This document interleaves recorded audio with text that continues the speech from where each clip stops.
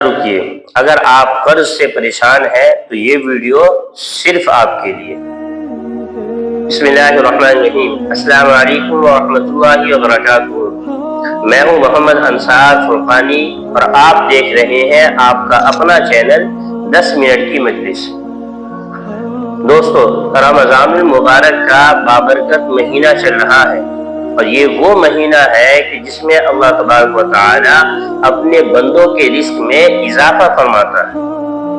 دوستو، کیا آپ قرض کے بوجھ تلے دبے ہوئے ہیں، یا آپ کی آمدنی تو ہے لیکن اس میں برکت نہیں ہے؟ تو آج کی یہ ویڈیو صرف آپ کے لیے۔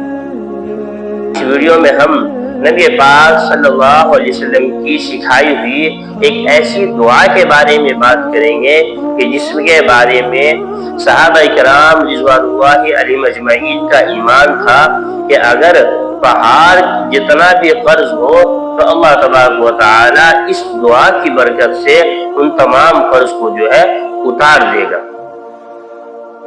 حدیث میں آتا ہے، حضرت علی رضی اللہ عنہ کے پاس ایک شخص آیا جس کے اوپر بہت زیادہ قرض تھا، تو اس نے حضرت علی رضی اللہ عنہ سے قرض کے بارے میں بات کی کہ مجھ پر بہت زیادہ قرض ہے۔ تو حضرت علی رضی اللہ عنہ نے فرمایا کہ کیا میں تمہیں ایک ایسی دعا نہ سکھا دوں جو مجھے نبی کریم صلی اللہ علیہ وسلم نے بتائی تھی؟ پھر آپ رضی اللہ عنہ نے یہ وہ مبارک دعا اس شخص کو بتائی۔ تو آئیے اس دعا کو سنتے ہیں، اس کو سمجھتے ہیں، اور اس دعا کو پڑھ کر اپنے اوپر جتنے قرض ہیں، جتنی پریشانیاں ہیں، جتنے رزق میں برکت کی شکایتیں ہیں، وہ تمام کی تمام وہ دور ہو جائیں گی۔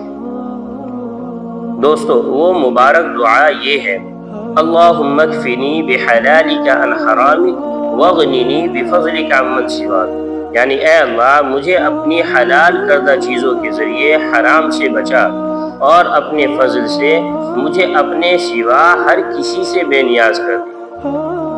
دوستو، اس دعا کے دو حصے ہیں۔ پہلے حصے میں ہم اللہ تعالیٰ سے حلال رزق مانگ رہے ہیں، کیونکہ حرام رزق برکت کو اڑا دیتا ہے اور دعاؤں کی قبولیت میں رکاوٹ بنتا ہے۔ دوسرے حصے میں ہم اللہ سے استغنا یعنی بے نیازی مانگ رہے ہیں، تاکہ ہمیں اللہ کے سوا کسی بندے کے سامنے ہاتھ نہ پھیلانا پڑے۔ جب اللہ اپنا فضل کر دے تو پھر تنگی خوشحالی میں بدل جاتی ہے۔ تو اس لیے اس دعا کو ضرور مانگے۔ اب اس دعا کو پڑھنا کیسے ہے، اس دعا کو مانگنا کب اور کیسے ہے، تو آئیے اس کا طریقہ جانتے ہیں۔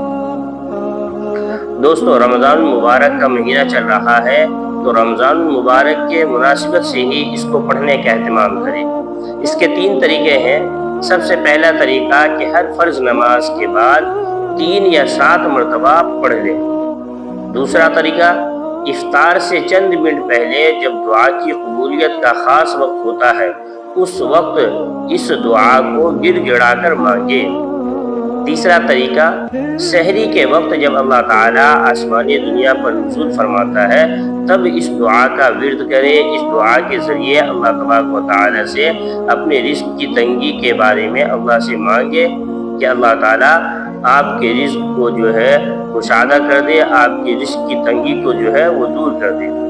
یقین رکھیے کہ اللہ کے خزانے بہت وسیع ہیں، بس مانگنے والے ہاتھ سچے ہونے چاہیے۔